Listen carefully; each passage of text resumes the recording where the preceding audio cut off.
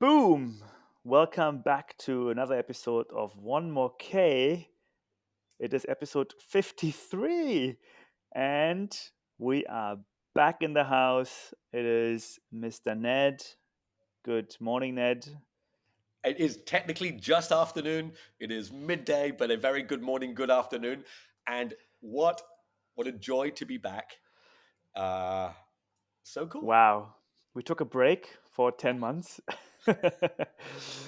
I mean, I think it's fair to say we're both very important things to do. I got a baby. I became a dad, and you Hey, and congrats. you thank you. And you did a backyard, and that also consumed you quite a bit, hey? It did, but first of all, congrats on that. Kids, there are lots of great adventures in life, but kids are the greatest adventure there is. That I can fully subscribe to this. It has been quite an amazing, insightful, everything you can use many other adjectives journey, and it's been very rewarding for the last 3 months for sure. Maybe Ned, tell our thousands of listeners out there, why did we stop the podcast in January? What do you think? It's a really good question. Um, one answer: time. I think it was simply my answer would be time. The one thing we all have the same amount of. And I think, like a lot of ultra runners, we're quite active people and we like to do a lot of things. But at some point, some things must take priority. And as much as we both enjoyed it, and I think the evidence is because we're back, we know we enjoyed it, but a combination of things. You were moving to America, you had your business, you had a baby coming. I was trying to get my business running, other life things. I moved to Bali. I would say time. Marcus, what would be your answer? Yeah, priorities. I guess it's similar to time. How do you use your time the best way in to the best outcomes, whether it's emotional, whether it's financial, who knows? But no, I agree.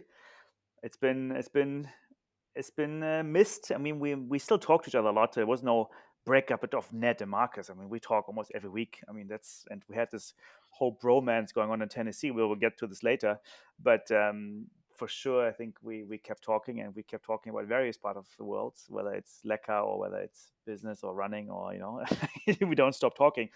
But then the recording part was a bit too much, and especially for me, the publishing and marketing part, that kind of that didn't enjoy it so much. So what do you think we're going to do different this time?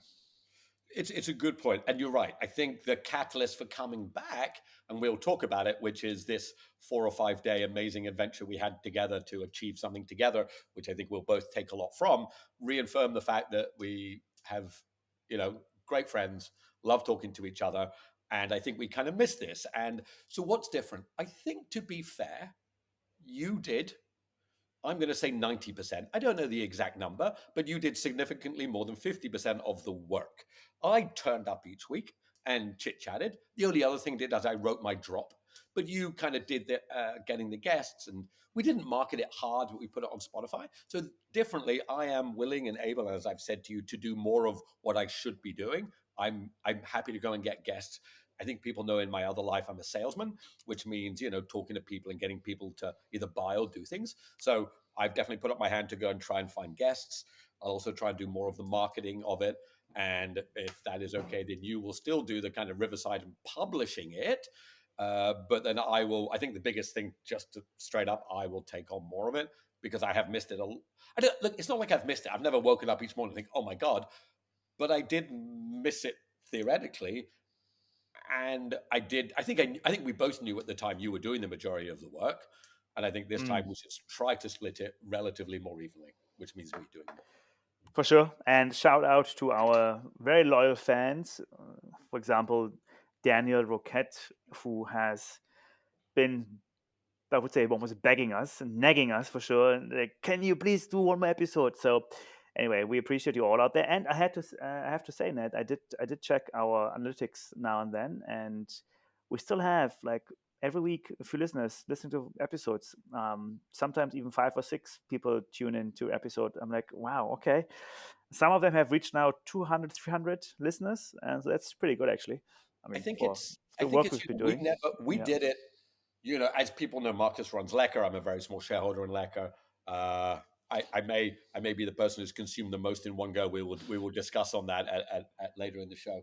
Um, I think and I don't think we did it just to publicize it and push it and just for Lecker. Obviously, that was maybe the catalyst, but I do think we could push it more. And I've definitely had a few people, even Salomon, the great Salomon out of Hong Kong, ask me, what happened, and I chat to Salomon a lot. He's amazing. He was like, "Oh, you guys should keep doing it." So it's not like we've had fans clamoring all day long, but I think for people in our space, I think we have a good vibe. I think it's worth bringing back. We enjoy it. And one thing I would say, it's not like running's got less popular. It's not like we've run out of shit to talk about. Holy cow. Yeah.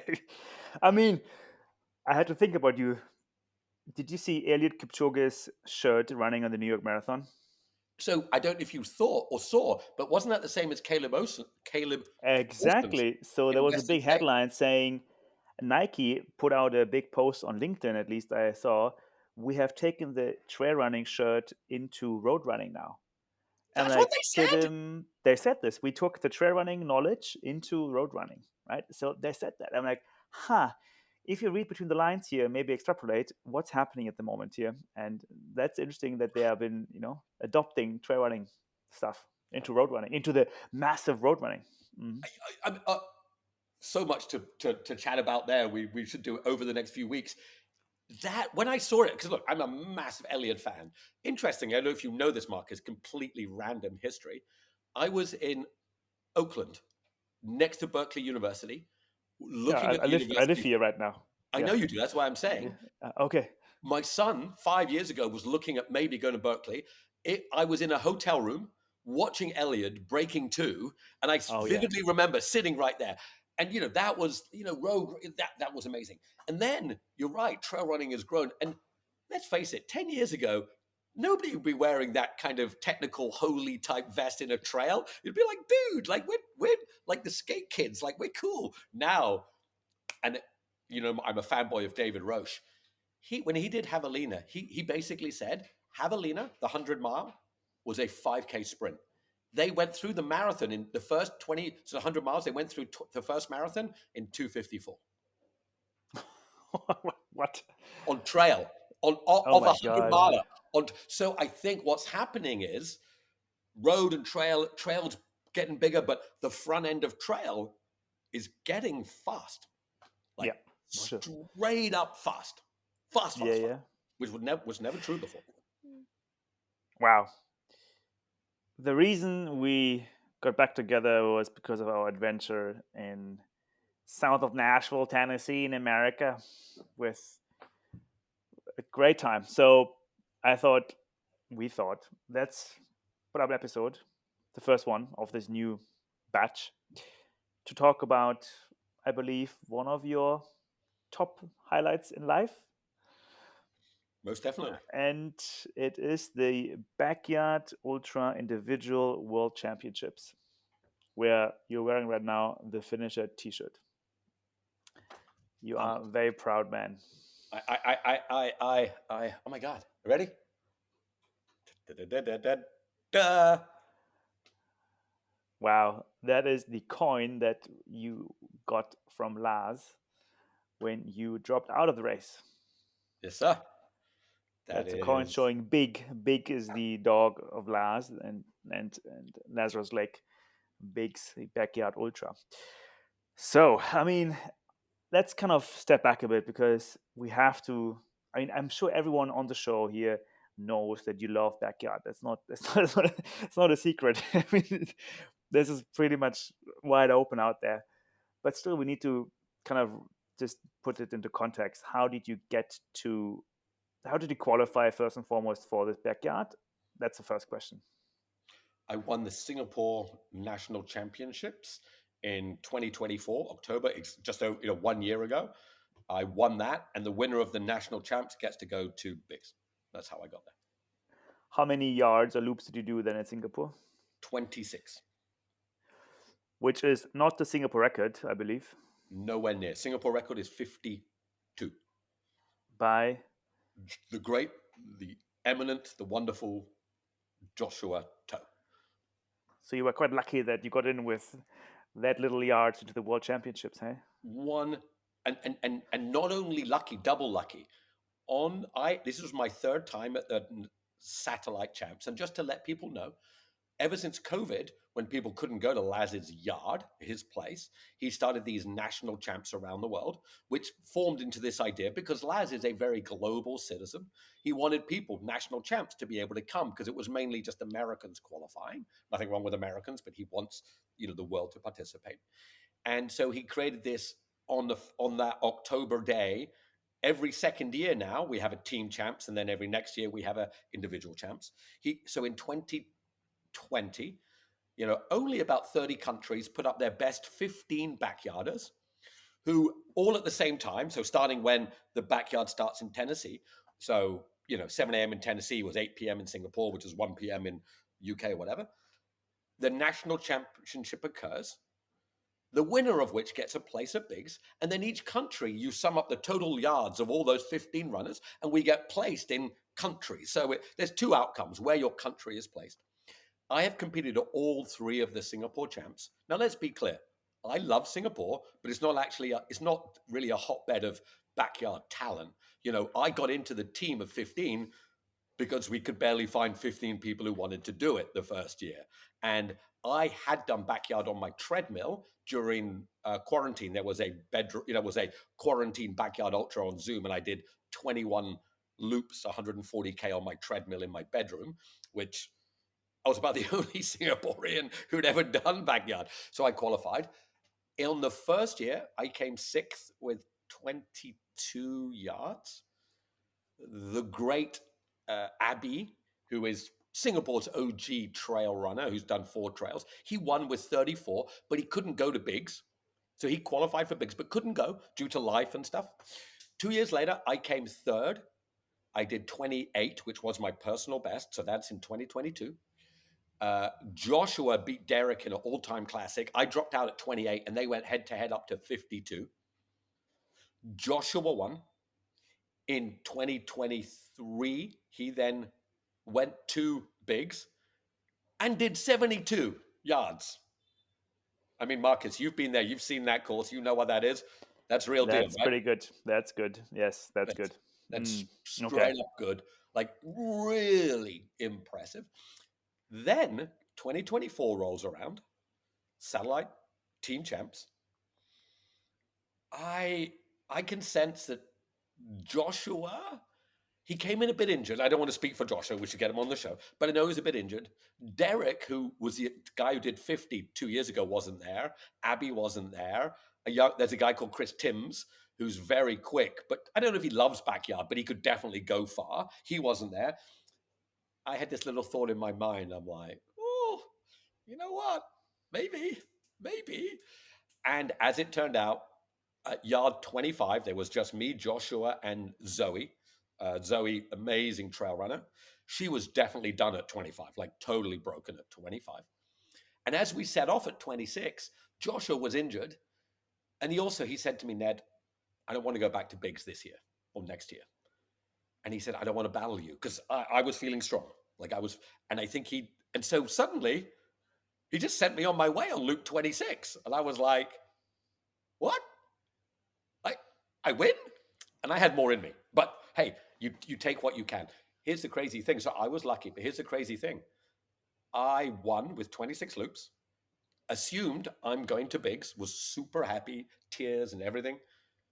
And then I realized, oh my God, there's 67 countries doing the national champs. And Laz says only the top 50 countries, so the winner with the number of yards gets in. Singapore was 48th.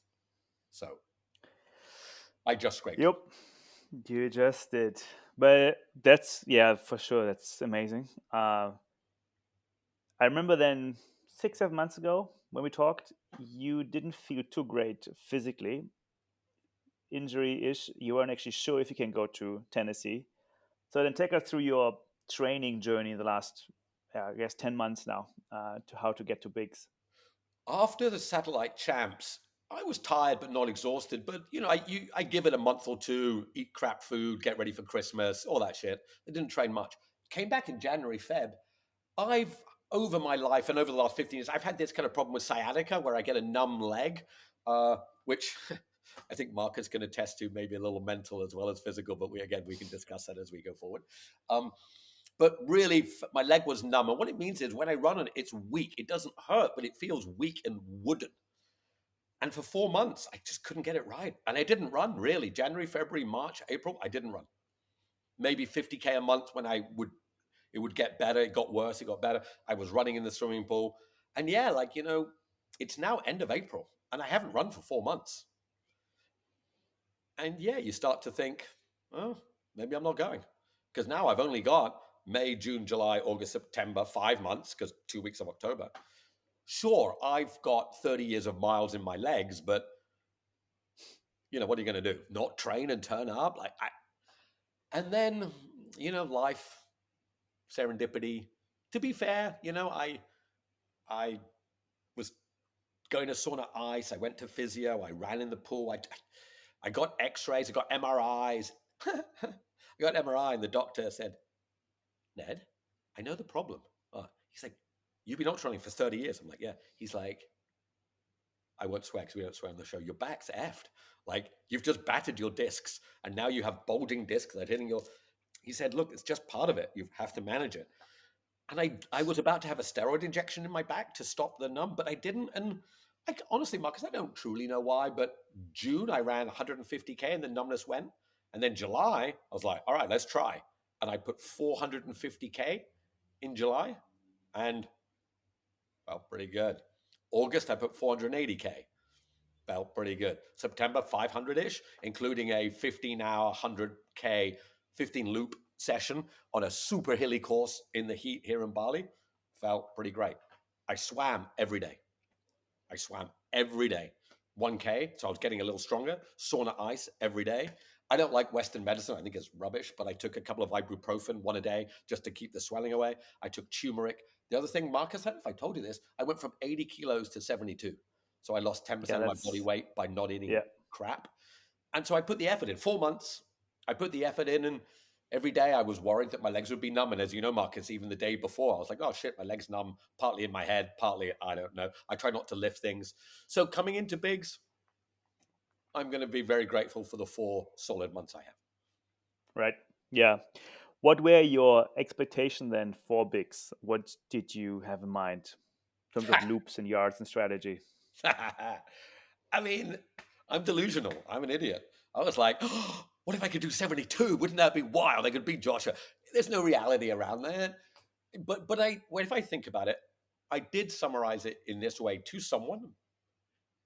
If I had finished in the 20s, I would have been sad, for sure. No doubt. Now, my best is 28, and Biggs is not an easier course than anywhere else, right? If I'd stopped in the 30s, I would have been okay, but... And maybe, this is why I stopped at 40. I'd like to think not. I stopped because I was pretty broken. But I knew 40 would be okay. I mean, no matter 40's nice, right? 40 is okay. And 50. So in reality, I was really hoping for 40, dreaming of 50. That would be. Okay. And Yeah. delusionally, maybe I'll win. Like, do you remember when I came in on the first loop and I came in with Phil Gore and I said, we're going to win this? Yes, there were a few of those moments. Either win this or this is all pretty shit. No, actually, you never really said that. Actually, you never really said that. All right, so then I need to just loop myself in here quickly. So I think it was maybe 6 weeks before Big, so let it be 5 weeks. No, Not more not than too that. far away from more. 8, Yeah, 2 months, 8? whatever. Okay, 2 months. Anyway, you tell me you're going. I'm like, I had a baby. I'm good, but I also want to do something, and I'm coming to Tennessee. So I said, I'm going to come and I'm going to crew you because you allowed one active crew member in the camp area. And you can have more, but they need to switch after certain hours and certain times. Anyway, you had no crew members. So I said, I'm going to come to Tennessee. I booked my flight, asked my wife, my dear wife.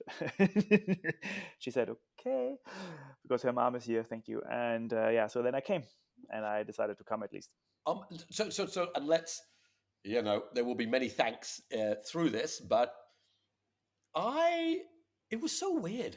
I knew I only needed one crew. because I wasn't going, 4 days, 5 days, right? I'm not. Phil Gore needs crew to swap out because if you're going 4 or 5 days, I think you can appreciate you've been there. It's going to get super tiring, right? It's going to get like too Yeah, much. yeah, And there was I both understand that there for a lot of my ultra running friends, there's hey, who wouldn't, if you're an ultra runner, who wouldn't want to go and see lads and go to bigs, right? Like if and I hadn't really settled on it because while I know I'm incredibly grateful for anybody who will crew me, I also realize in a funny kind of way, it's a pretty cool thing to do. And it was funny. I hadn't really just because I'm unorganized. I thought, I'm not sure it'll come to me. And then you messaged me, and I'm like, oh my god, it's the most obvious thing in the world. It's Markus. Like it was just so crazy obvious. And of course, it worked out beautifully. But I'm glad you did because I hadn't messaged anybody else or talked to anybody else. I just because I don't really organize shit. I like this idea in life. It'll come to you. You let it come to you. And when you yeah. messaged, I was like, oh well, that's obvious. I should make a T-shirt that says "I don't organize shit." I think that's very much summarizes you. And luckily, I organize a lot of shit, so that was a good match. But we'll come to this later. That's cool. So I think you arrive in Tennessee a few days before, and I think we need to highlight you actually ran the day course a few days before, and that must have been setting you off to pretty good sentiment or pretty good vibe, right? Because you understood how the day course works.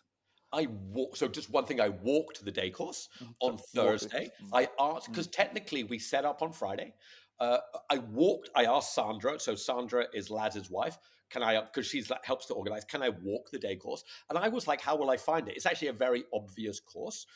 Yes, it was, hey, look, it's no secret I love backyard. It's no secret I'm old. It's no secret I've been in ultra 30 years. I used to get Running magazine in the 90s, when Laz was doing Barkley. And, I've been a Laz fanboy for 30 years just to be on his property. I didn't see anybody on Thursday. I didn't see them, just to walk. And the course, like, I know it's obvious, people. It's literally in his backyard. You literally walk past his house. It's literally Laz's backyard. Like, I know that's obvious, but I don't know. It would be like playing tennis at Wimbledon or playing soccer at Wembley or whatever it is for you, not for you, for people in their sport. Yeah, I walked the course. I drove the day course. I sat and sipped my coffee and imbibed. I don't know what the right word is. Felt the presence of it. Yes, and then you arrived on Friday. And what do you think about the day course? Because you were surprised. Ha! I'm gonna get crapped on for this. Way easy. It is not as hilly as I feared. I had been told it was very hilly. Now, data is important. It is there's two numbers that come out: 144 meters or 150. Let's call it 144 of elevation on the day course in the 6.7 kilometer loop. Now, for runners, that's not flat. 144 meters in 6.7 k, that is not flat. But there's no big hills. It's undulating. It's always uppy, downy and rolling, but there's nothing steep. There's no long hills. But the real issue is the tripping hazards. There is rocks and roots and twists and turns, and you trip. I tripped. I didn't fall, but I tripped every loop, every single loop. And I had this little phrase in my head: tootsies and footsies. So it's like tootsies, your toes, and footsies, just a little. And I was like, look at your toes, tootsies and look. Because if you don't, very sadly, 2 years ago, the Indian runner tripped and broke his ribs. I think we know already that Harvey broke his ribs. Like the day course will take you out. So that's the reason it's slower. Yes, it's hilly. Yes, it's a bit not twisty turny. Yes, it's a bit hilly. But and I don't know if I think I'm colorblind, right? And so these brown rocks and the trails, like they merge in. I am looking at the trail and I still catch my toe and trip. Mm. That's the Yeah, issue wow. with the day course. And the night course, for reference, has how much elevation gain on the 44 road? meters. 44. 40 minutes. Okay. Yeah. Okay. That's yeah. The It's day just course a is very. one hill down for a kilometer. Mm. Pretty flat apart from a tiny little uphill at the turnaround. But there's that long 1 kilometer hill coming back up. It's just an out and back. As I showed you, Marcus, 2.08333333 is spray painted on the road. So for any true fans, if you want to go and see the actual turnaround point at Biggs, it's on that road and it's a spray painted 2.08333 mile turnaround point. On the Friday, I arrive and you pick me up on the airport kindly, and then we go down south from Nashville into yet another American vast land of shopping malls and restaurant chains, and then many farms. It's very random. And then suddenly you arrive at Lazarus Farm. We also went shopping. So let's go through the things you actually got from, I believe, Walmart and other places, and Trader Joe's, those two amazing places. Well, So, first of yeah. all, uh, Marcus is a better driver than Ned. We established that. We also established that Marcus doesn't feel entirely comfortable with Ned driving. Nope, that is the side note, but I had to take over. I was like, Ned, I need to take over. I cannot have you drivers. By all love, this is not going anywhere. So yeah, Um, and not only did Marcus decide that I needed to stop and change driver, we got pulled over by the Tennessee State Patrol. that's also true. We had one. Ned didn't figure out how to turn on the lights. So yeah, that's Okay, when we realized I have to do this. Anyway, so we went shopping. So what do you remember? What kind of food did you get? What kind of items did you get? So I think it's just interesting to kind of go through this major list of things, or so it's very the big interesting. items at least. In the international runners, can't bring stuff with them. You're not flying in with your chair, your table, your bed, your sleeping bag, your esky, your ice, and your food. So you have to go and buy it. It's not wildly expensive. It's a few hundreds of dollars, but you just got to go and do it. And as Marcus says, America has these enormous shopping malls. So we go to Walmart. And on the day before, I brought some, and then Marcus, I don't want to cliche Germans, but Marcus, being German, had a much better idea of actually what to buy and what to use and what to do from a like practical. But on the hardware, let's call it hardware and foodware. On the hardware side, I brought a table, I brought a chair, I brought a torch, we brought an inflatable bed, we brought a sleeping bag, we brought batteries, we brought, what else did we buy? Do you remember? What else did we A lot of Vaseline. have? Vaseline. You bought like 5 tubs of Vaseline. I mean, of course, we bought the typical items of energy stuff like Gatorade and water. Sparkling water was very important for you. A lot of sparkling water. We bought some savory things like soups and ramen and so on. What the one thing we didn't buy enough of was rice pudding. So it is clear that Ned enjoys rice pudding, gobbled it all down very quickly, and then I would come in on the loop, I don't know, 20, and I'd be like, Marcus, where's my rice pudding? And we would try. Marcus was trying to find it, but we know for future we should buy more rice pudding. But one thing I would say is, and I think all ultra runners know this, you don't know exactly what you want to eat at hour 20, 30, or 40. So I brought exactly. I've learned that I think I want candies, gummy bears, and jelly beans, but I don't eat them. What I like is rice pudding, sparkling waters, Gatorades. I like fruit a lot. I like tin fruit. I like real fruit a lot. And then Marcus very wonderfully sorted out that I like beef soup with beefy bits in. I had a few noodles. I brought some biscuits. Uh, we had I had 74 lecker gels that I brought. I turned up, Marcus, when I got home, I had 18 left. You took a couple, I used a couple. So let's just say I consumed 50. We had Tailwind. We had this turmeric powder that I like. We had protein Pro- powder. yes, And correct. Protein powder. Yeah. I'm going to call out a friend of mine who I've only met on LinkedIn, but we've talked a lot, a great runner, Chinthaka Piera, who said to me, when I told him what I was eating, he's like, where's your protein? And I'd never really used protein. He said, Ned, your muscles are going to get damaged without protein. So we took 25 grams. And just for the nutrition geeks out there, I was aiming at 300 to 400 calories an hour, 100 grams of uh, carbs an hour, 1,000 milligrams of sodium an hour, and 6 grams of protein an hour. I would take 2 lecker gels an hour, 2 scoops of Tailwind an hour, 1 scoop of 25 grams of pure protein powder every 4 hours, and then consume as much other food as I could put in my face around that. And we took all of Yeah. that on Friday to the site.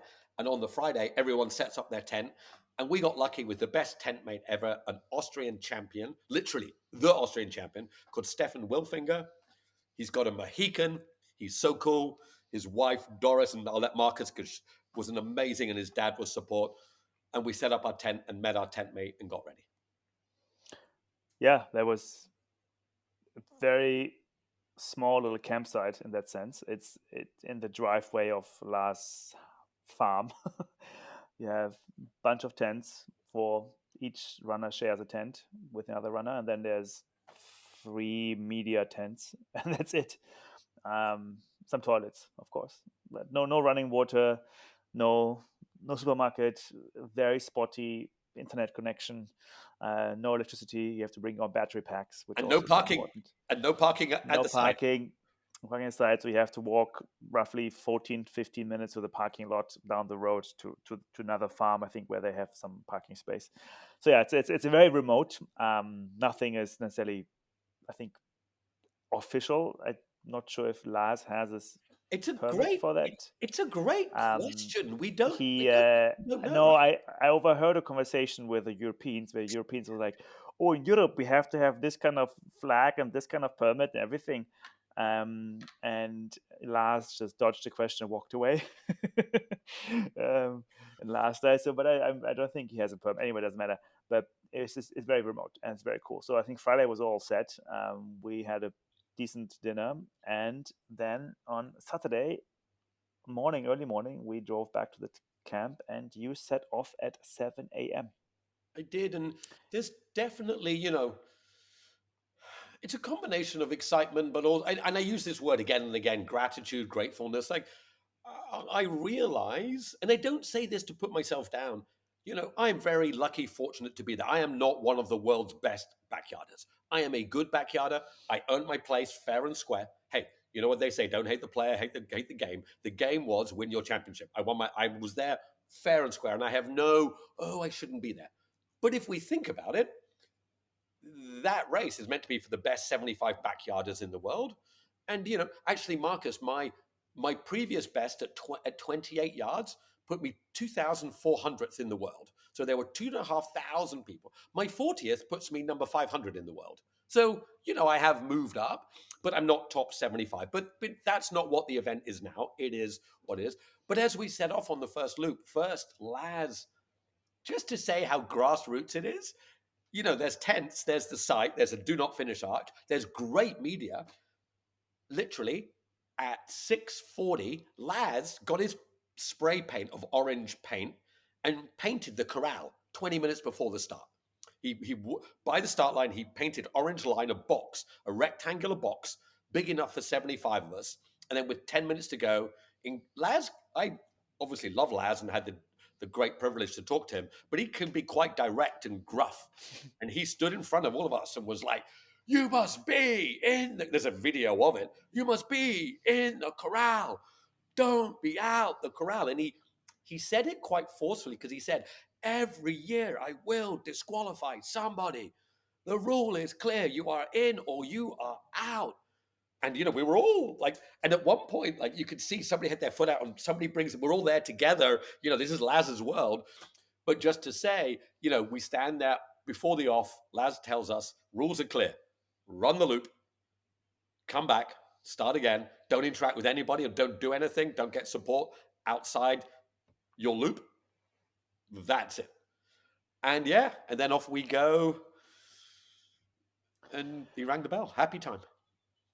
Happy time, happy time. You actually impersonate Glass pretty well. I think you maybe should. So you sound very similar to him. I'm sure you listened to him a lot, or dreamt about him even. Indeed. So I haven't asked you the question yet. Actually, I don't think I've asked you. But what was going on in your mind when you were doing the loops? When you were out there, like what was going on in your mind? As you know, my mind quite easily goes ding, ding, ding, ding all over the place. But on today, one thing that we did talk about and I really focused on was do not count the loops. Just be in the moment. And I know, I take quite a bit of inspiration from what you've done in Vipassana and thinking about it and your ability to be calm in certain circumstances. And I know you've thought a lot about being in the moment. And I had nowhere near as much as you, but I really tried. Like, I really tried to be not just on the loop, but on that little bit of path. And on the day loop especially, I told myself the only thing you think about is not tripping. Don't Mm. trip. Because, that the guy 2 years ago from India tripped loop 11, he was out.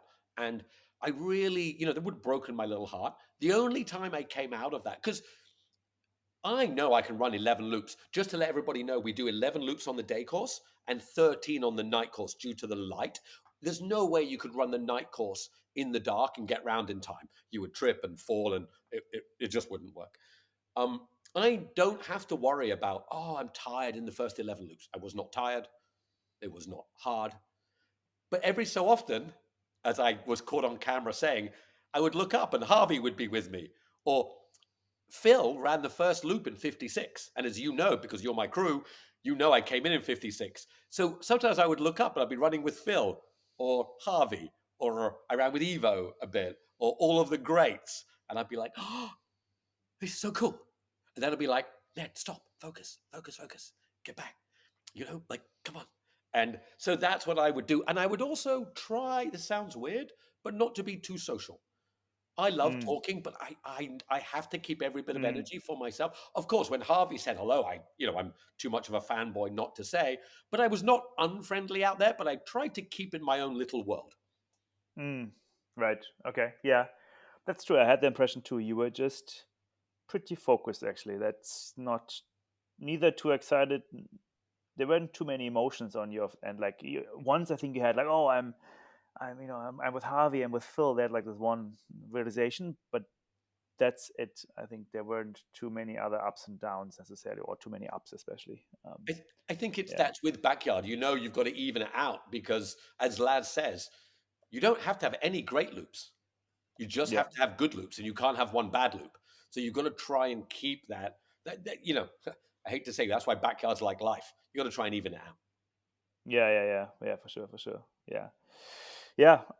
Do you remember your average loop time? I'm just looking it up right now, but do you remember it? I So on the day course, interest, and so for anybody who goes to Bigs, if you want to run a 55-minute loop, so I was aiming at 55 to 56, you have to be at the V tree in 20 minutes. So there's a famous V tree that you walk through.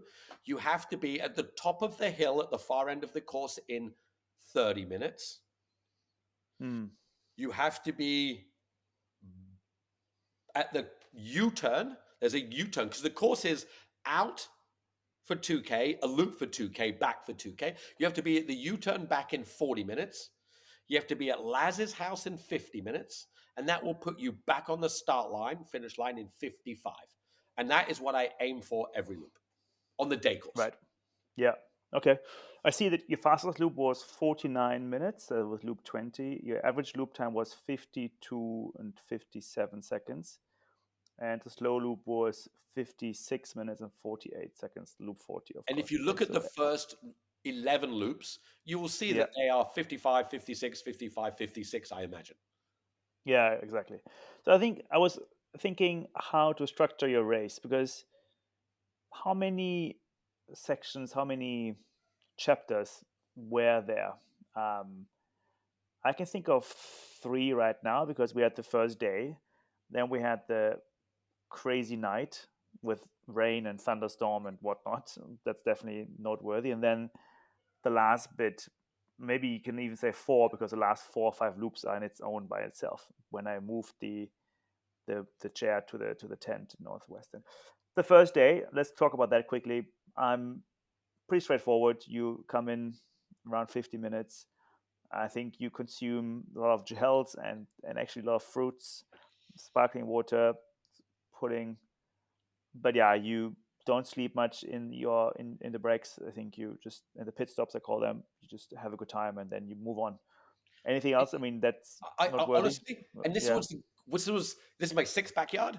Uh, you did a fantastic job crewing. Like it was so funny because I'd say to you, remember we said to you, and so Doris and Stefano was next to me. He's coming in like 43. She's got 17 minutes, right? You've got 4. And I said something like, "Oh, how's crewing going for the two of you?" And you kind of laughed because it was a completely different experience for her. Very different experience. Yeah. Stefan is so fast and so relaxed. He sits down, he sleeps, that's it, or he smokes, that's it, right? And you come in, and all has to happen within 4 or 5 minutes, from like massaging to vaselining you, changing diapers, not really, but changing underwear, whatnot. It's like everything from nowhere to everywhere. But I think it's definitely crazy to talk about the night, because Yes. at the night course starts, okay, fine. I think you actually many people enjoy night course because it's road, and you can be quite fast if you want to, so you get some sleep in. But then we have the storm coming, and I believe it was around 1 or 2 a.m. as far as I remember, where suddenly the weather changes. Temperature is still quite hot, actually. It's not going to drop in temperature, but the rain is coming, and we have this torrentious rain for 4 or 5 hours, even up to the morning of 9 a.m., actually, when it only finished that late.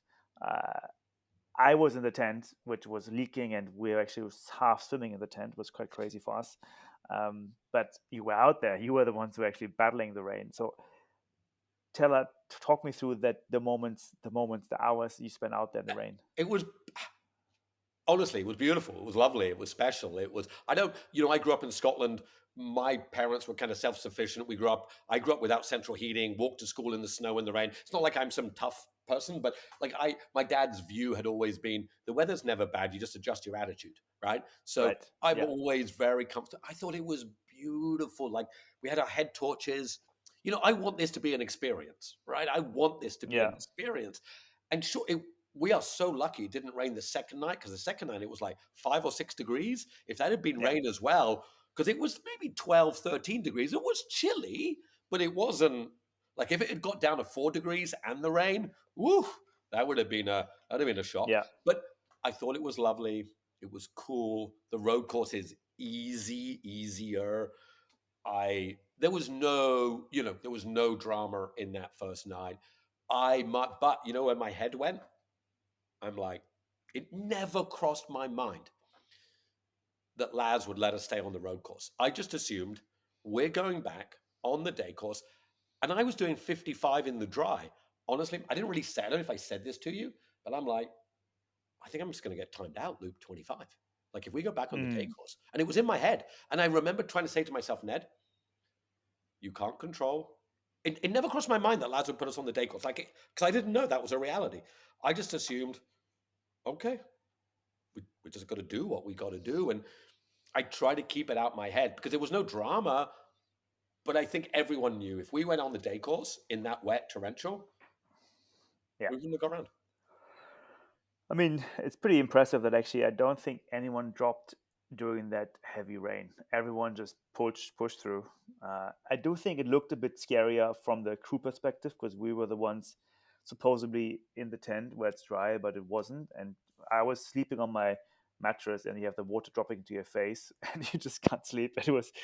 And then suddenly, the mud is everywhere, and then the mattress starts floating around on the mud, and like, oh wow, that is also a special features here. I love it. But yeah, you have your great tent partners, and you talk about it, and it's fine. And yeah, I think that was cool. Then the second day, we were still on the night course, but it was daytime, because it was, again, as Angie mentioned, it was too slippy on the day course, too dangerous. And yeah, you actually pushed through as well. There was not too many issues. I felt honestly like I thought we'd be 1 hour on the day course. I'm like, okay. And I think about my personal goals. I want to, I think I knew I was going to get to 28 pretty quick. One thing I would say is with the nutrition that we had, my legs felt good quite often in backyard. Coming to Luke 24, 5, 6, 7, 8, my muscles are giving in. You know, I felt good, and I kept saying, Loop 1, we can do this. Let's go. I was focused. I felt good. And I would say there was no issues. I was run walking, doing 51, 52 by now. I would say coming in 52-ish at the back of the pack. My rhythm was good. I think you summarized it right. Loop 36-ish is when the downhill spiral came, and I understand why, I think. But you're right. All of that day, it got dry, and I kept thinking he's going to put us back on the day course. Then when I Mm, realized, oh, wow, like we can just keep right. running on this night course, Yeah. I felt pretty good. Yeah. Yeah. At some point, you slowed down significantly, and that's when I got moved our key things, the chair and so on, and the key ingredients, key food items, to the what's called northwest tent. Is it? No, east west tent. Sorry, east East west East tent. That's West based.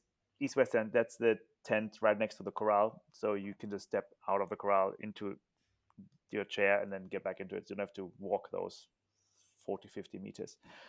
And that's where, like, okay, this is going to get critical here, and we're going to just push him through. I had to slow you down the caffeine tablets because you were chugging them down every hour. I'm like, you already had 8. Maybe you should just slow down a tiny bit because I'm not sure that's actually healthy anymore. Do you remember how many you had? Did you have 8? How many do you have in I total? think it was. I certainly. I put in my music and had caffeine, and I felt better. So I was like, Yeah, yeah. well, and my theory in life: if you have a little bit of something and it feels good, just have more. So I Mm. was like, more, and I think you were right because there's definitely. Did I have 6, 7, 8? I do not know. Yeah, yeah, whatever. Yeah. I Mm. think they're equivalent to a double espresso each, if that's Yeah. my understanding. 150 milligrams caffeine. Yeah. Mm. And so, yeah, Yeah. having 6, 7, 8 of those every, 1 per hour, there must be a level where that. I mean, look, here's the facts. Is backyard good for you in the on the race moment? No. Is it good for my soul? Is it good for my life? Do I love it? Does it give me so much? Yes. But on the is that 40 hours good for me? No. Is chugging 8 caffeine pills good for me? No. And you're right. There's a level, where you shouldn't step over. It's not necessarily about the health. It's more about, for me, it was trying to manage your highs. I wanted you to be high enough to just push and push, but also not too high because then you can really drop significantly and then you actually might do less. Right. So it's like balancing the highs and stretching it out a bit longer. And one thing I think you summarized right. The first, you know, up to my PB and back on the day course, I was feeling fine. The big rain, then the whole day on the night course, all fine. And look, you try not to have targets. Everyone tells you in backyard, don't have a goal because when you get to your goal, you fall over. So I tried not to, but of course, everyone's, Phil Gore wants to win. That's his goal, right? Many people want to get, the greats want to get to 100. We had 8 people get to 100. Hendrik, John, Kawazura from Japan, so many of them, Evo. And of course, that must be somebody described it as a magnet. It pulls you to it, but then it repels you because it repels you from going further because you've already got there. As I got to 33, 34, longest I've ever run in my life, longest backyard I've ever done. I don't know if I told you this, but in Singapore, the third ranked person, Abby, has done 34. And I thought, I want to get past that. I want to move up to the third rank in Singapore. So when I got to 34, I must admit, I was like, it's pretty good. But then when I got to 35, 36, it's getting dark. You remember it's getting cold. And Yeah. it's getting cold. And I did a loop whereby I have these every 9, 10 minutes I run walk, and I have these places I ran walk. And it wasn't that my pace slowed significantly, but if you look at my times, loop 34, 5, 6, it starts to go from 52 to 53 to 54 to 55. And what I saw was that overall, I'm slowing, my running slowing a little, and my walking slowing a little, and I'm starting to lose 30 seconds or a minute a loop, right?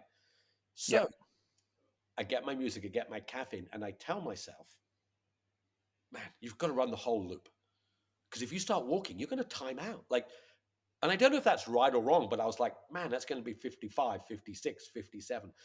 So what brought me to the end of it was on loop 35, I said, Ned, you've got to sprint. Now, sprint was 740 per K, 8 per K. But I could know I was really damaging my ability to continue because the walking helps your muscles recover. So on those loops 35, 6, 7, 8, 9, I had my music in. I felt like I was charging, and I knew I was charging to a point where I couldn't keep doing this. I Mm. think the great backyarders run, walk, and it's just continuous. Like Phil says, nothing changes, it's just continuous. But in my brain, whether I'm right or wrong, I thought if I continue to run walk, I will time out. Now is Right. the time to be brave and run. And and we will get to where we will get to. And I tell you what, man, those loops, 35, 6, 7, 8, I no longer footsies and tootsies, no longer, I was fully committed. Tried. Yeah. I mean, I tried the whole time, but I tried really hard. I mean, just had an image in my head. It's like this, the last big roar of the wounded lion before he dies, type thing. You know, like So wow, then yeah, I, David Christopher from Malaysia, who we often ran near each other, and a few people commented on those last loops. I had this, I was like, people could really hit. Now, my heartbeat on Strava is only 120, 130, but by that time, your heartbeat's lower. But a couple of people commented, "Are you okay?" And I was like, and I had this like rasping, and I was really, and I kind of used that roar to tell myself, let's go. And with my nice. running, my time was still decreasing. Yeah, yeah, yeah, yeah, yeah, yeah. Yeah, it was going tight, and also every time seeing you leave the corral and also coming back into it, I'm like, ooh, you're like more wobbling than anything else. So it was, I mean, people are saying, oh, Ned is pushing through and it's very dramatic now. And it looked all very dramatic from the outside, like the way you were like walking and It shuffling was along. it Yeah, was it was yeah, definitely, I could feel on loop 36, 7, 8.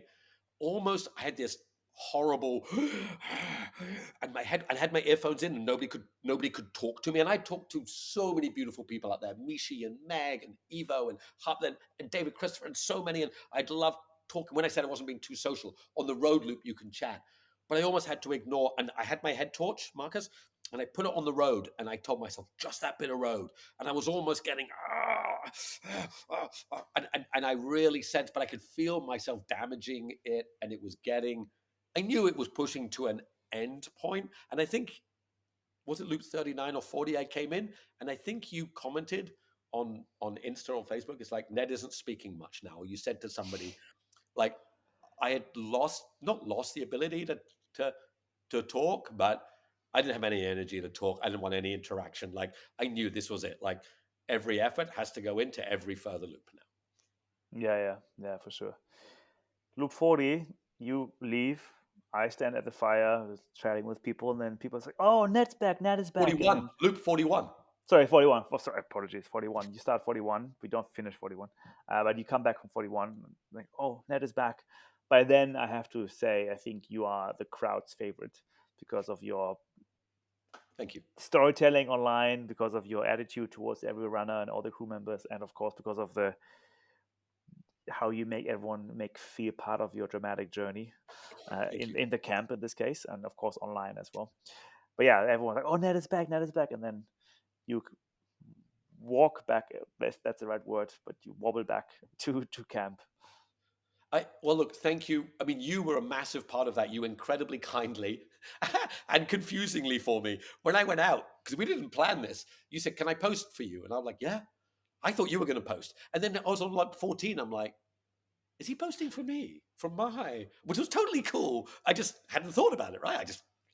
And you were like, "Yeah." And honestly, Marcus, the amount of love that my friends and family, people gave, that you basically gave them a ringside seat on top of the live stream. And hey, look, I'm a sales guy. I like storytelling. Cameras in my face. I like it. I have an ego, whatever. I don't try to play up to it. It's just my story. You said was one of the great experiences of my life. Yes. And I'm comfortable saying I've done a lot. I've been a Kona. I've done a lot of endurance races in my life. This is it. This was the most special and important and incredible. And I think you felt it, like, when they put the camera in my face when I hit my PB, and I had some tears and it was emotional. And that was just how I felt. Like there was no, I just felt like this is incredible. I felt Yeah, so, but on loop 41, I set off. I got down there, and if as I got round the corner, I nearly fell in the ditch. So my legs were starting to buckle, and I veered towards the side of the road. And someone put their hand on me and pushed me back onto the road. And I didn't fall in the ditch, but and on Loop 40, when I came back up the hill, I was struggling walking up the hill. Like I knew I had a few minutes, and my mind on Loop 39, my mind was like, and this is the curse of backyarders. When it's coming to the end, your mind goes, if you run a bit slower, you'll time over and this will be over. And I don't want it to be over because I love it. I don't want to go back to the real world. I love the real world. But I could see my brain deteriorating. And on 40, as I came up the hill, I was definitely wobbly. my brain was deteriorating, my will, and of course, I'd hit 40. Look, there's no chance I had 50 in me on that day. If a gun to my head, could I have done 41, 42? I don't, honestly, I don't know.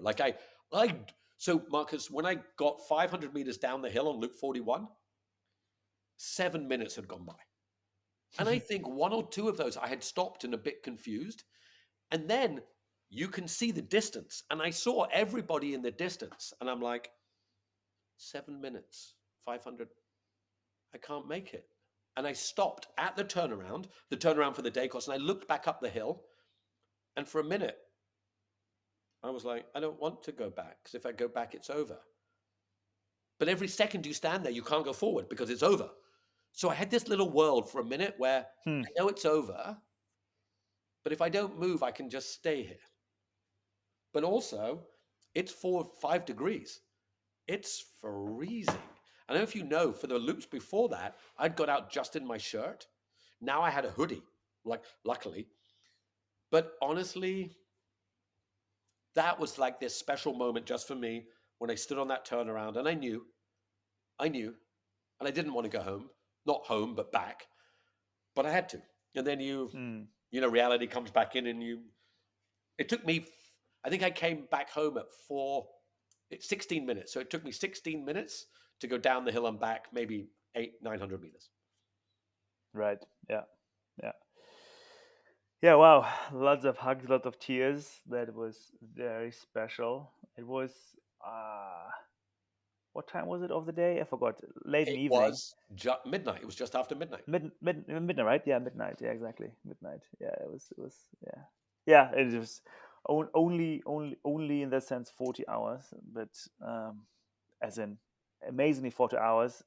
I'm talking from the crew perspective, only 40 hours, because many other have crewed much more, but yeah, it's also was for me like, okay, it's one night would be definitely tough, because then you have to manage your sleep, you have to manage your calorie 100%. intake and How would everything.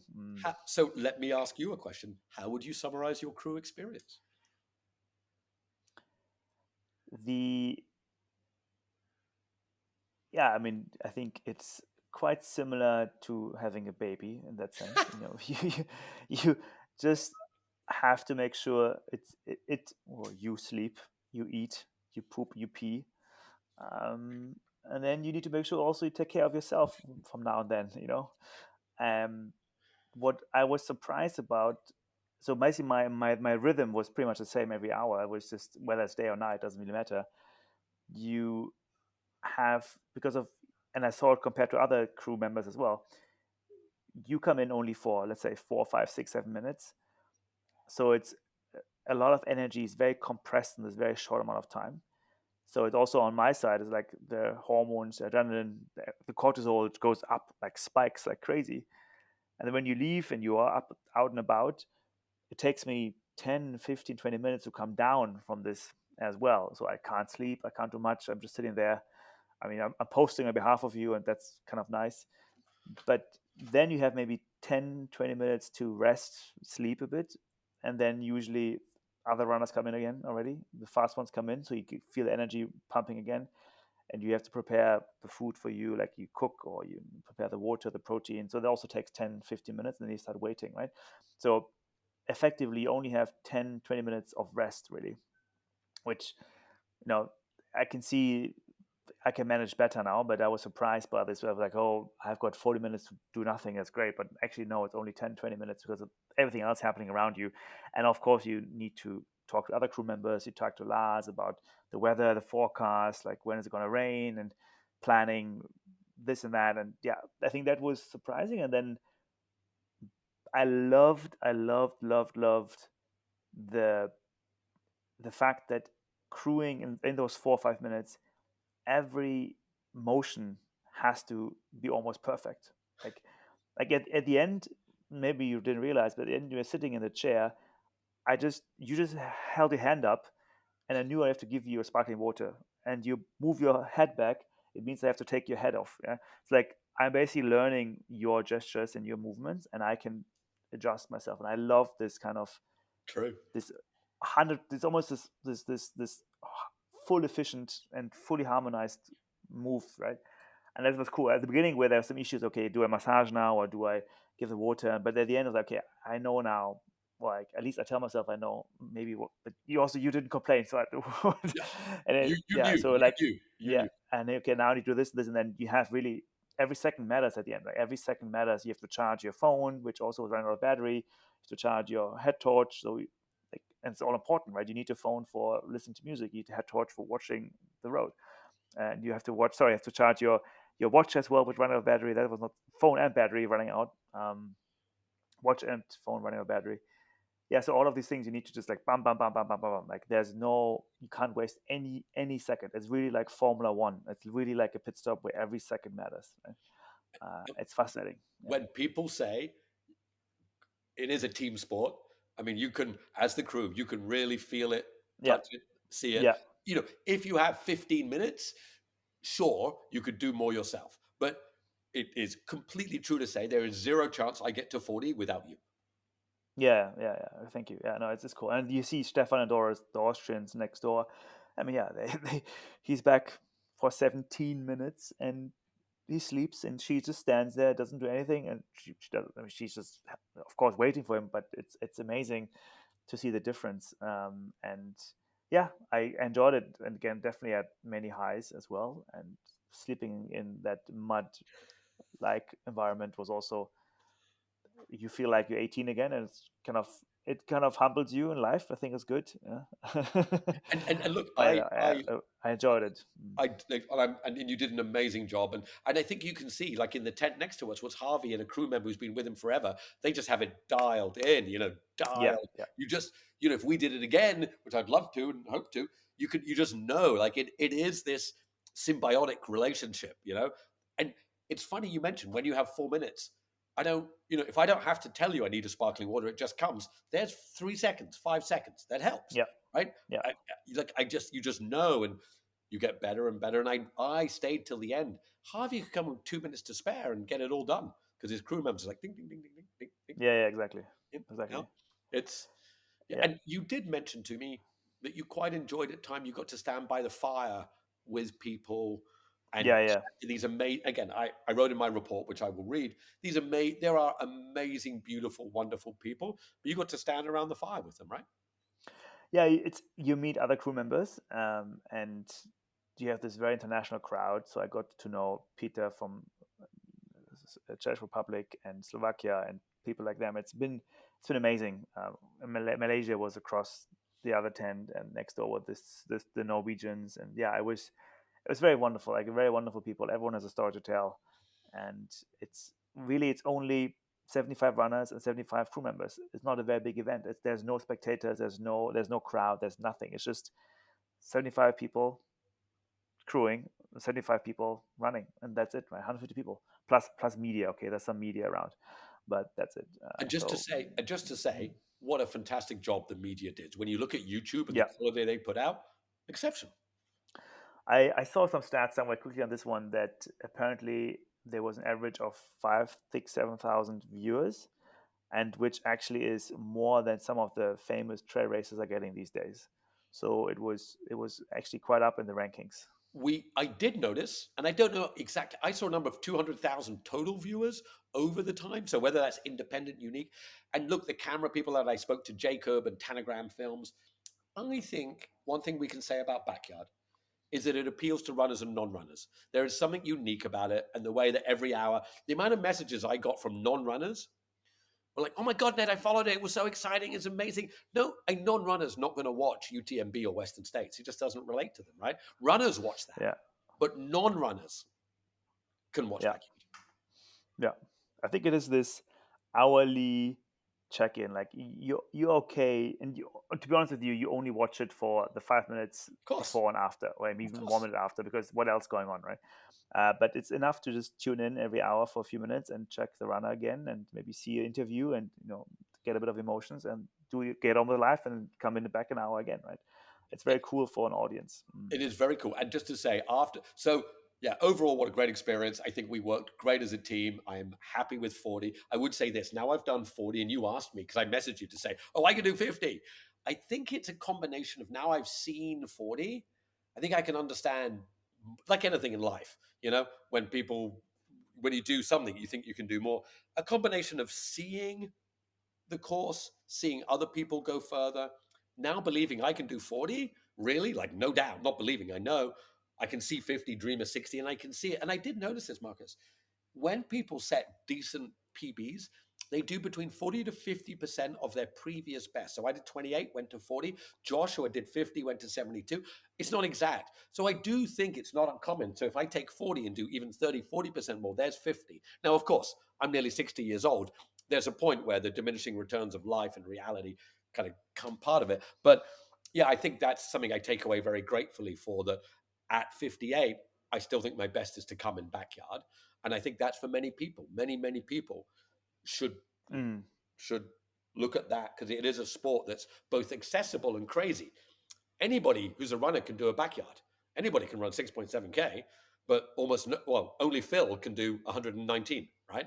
So it's Yeah, both incredibly accessible and incredibly crazy at the same time. yeah. So you say, looking ahead, your goal is to do it again. Like, of course. I mean, why wouldn't you? Yeah, My goal is to do it again. I had the great. I mean, and if I don't, it's fine. I have I am so grateful to have done it. I'm so grateful to have represented Singapore, to have been there, to have met Laz. And in between one loop, we chatted for an hour. Like we chatted for an hour about backyard and how it carries on. And Laz was amazing, and everybody there was amazing. But I can't qualify again on the at-large list. The at-large list is the best 25 recorded number of yards. That's already up at high 80s. There's no delusion in my world that I get to 80s. The only way is to win Singapore again. I've asked. It's so Biggs comes back in 2 years. Next year's the team. Joshua will be representing Singapore. Joshua wants to go back to Biggs this time. His best in Singapore is 50.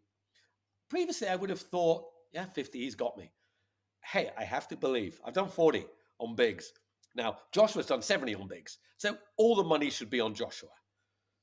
But hey, I'm not a yeah, zero chance. I'm not a zero chance. yeah, I'm a chance. yeah. So Okay. I'm going to go to Singapore and try to win, because, as you correctly said, I can't go and spectate.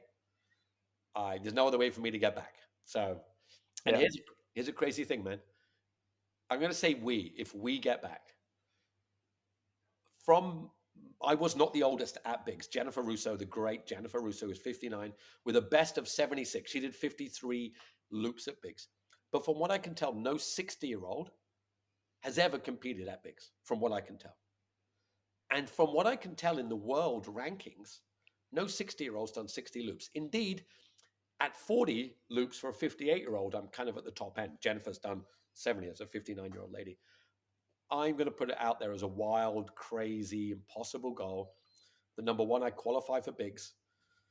I get there, I will be 60, and we will do 60 loops at Biggs in nice. 2027. I mean, I think it is extremely inspiring. It's extremely inspiring to me that Thank you. last year on the podcast and in private conversations, you have talked so much about going to the World Championships. And guess what? You actually made it. I think this is just such a Thank you. incredible journey. Thank you. It was. Thank you. I'm super Yeah, grateful. I'm so glad you were part of it. I realize how lucky I am. I really do. yeah, yeah.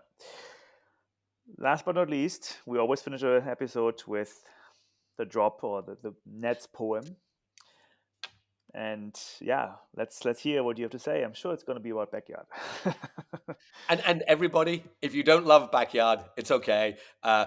Please do tune back in. We're going to do so many other uh, uh, stories. I thank you for listening to this, and I just do want to say, and it's in my poem, but to every single person there, from Laz to Sandra to Jacob the photographer to Stefan and Doris, I can't name them all. To the runners, to the racers, to the crew, absolutely beautiful, wonderful, special.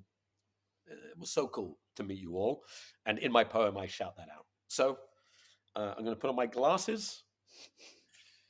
And if we're ready to go, Take it let's. away. This one's called We Could Be Heroes. We could be heroes just for 5 days. We can be us as long as we run 6.7K an hour, on the hour, every hour, forever. Yeah, but wait, you mean me out there with the big dogs in whose yard? Sometimes life allows you to step way over the edge. And when you do, without knowing what is there, you find beauty. The hardest thing is coming back, because in the suffering you can transcend. Loop 1, tears of emotion. Whose yard? Biggs and Laz. They are both big dogs. Loop 4, heroes, you said. Me, running with Harvey and Phil. Oh yes, dreams and all that. Mine did. Loop 10, tell myself it's always loop 1. Why count? I'm never stopping, just like life. Loop 15, rain. Dark, cold rain. Wonderful, amazing, dark, cold rain. It's never the weather, it's your response. Loop 19, finish your plate. All of it, every time. Ultra running is an eating competition. Loop 24, 3 minutes sleep. Best sleep ever. I feel brand new. Loop 29. One more than my best. Camera in my face, I cry, overwhelmed with the privilege of digging into my soul. Loop 34. I realize this isn't about running. This is the people, the backyard family. Beautiful, kind savages, all of them. So much love for them. Loop 36. The man, Markus, my crew. He brings my chair to the finish line to save time. Slowly, I have less time, but Markus can bend time. I must rush by sprinting as slowly as I can. I charge into the second cold night. Music? Say what, Jesse? No price tag for this. Caffeine? How much is too much? I'll find out next time. And willpower. Yes, you absolutely can. You, not me. You can.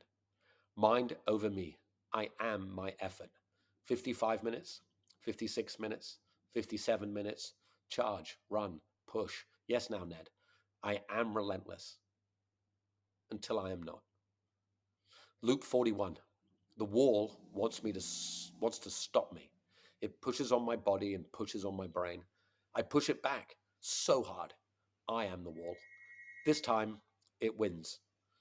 I walk back after 500 meters, hug Markus. He made it possible. And then I stay for the next 3 days as these outstanding humans tell the world what life is about. Evo, Belgium hero.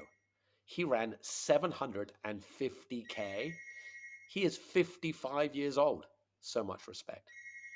Sarah, huge resolve comes in small humans. She is a giant. Harvey, the heartbeat of backyard. Bagman, he carries a bag of kindness with him every loop.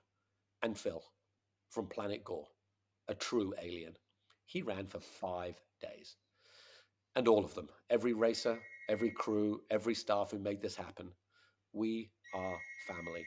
Thank you for all the love. It filled my hat. And finally, Laz, thank you. They say, don't meet your heroes. They are wrong. You were way better in person. Thank you for letting me find myself in your yard. One of the true honors of my life. Ned. Thanks, Ned. That might be Laz calling you right now in the background. I, I realized that my doorbell started to ring at the time, but you know what? That is just life. You let it ring, That's how it and works. That's it is fine. all Okay. it is all good. Thank you for letting me read that poem. Thank you so much. It's a beautiful poem. I've seen it online as well. It's great. Very meaningful. Which is a wonderful way of wrapping up this episode. And yeah, I'm sure we're going to see each other again next week. And thank you, Markus. For everybody, thank you for listening to our story. We are glad to be back. There is so much more in the world apart from backyard. We're going to talk about all kinds of different things. And you remember, this is a show that talks not just about the running, it's about the business and the life behind running and where running is going and ultra running is going. And that thing that you said at the beginning, that Elliot borrowed a shirt from trail running. Oh my God, we've stepped over the crazy. We stepped over to Oh, the yeah. crazies side of life. Something is happening for sure. Yes, it is. Alrighty. Thanks so much, and speak to you soon. Excellent. Thank you, everybody. Lots of love. Bye. See you soon. Bye.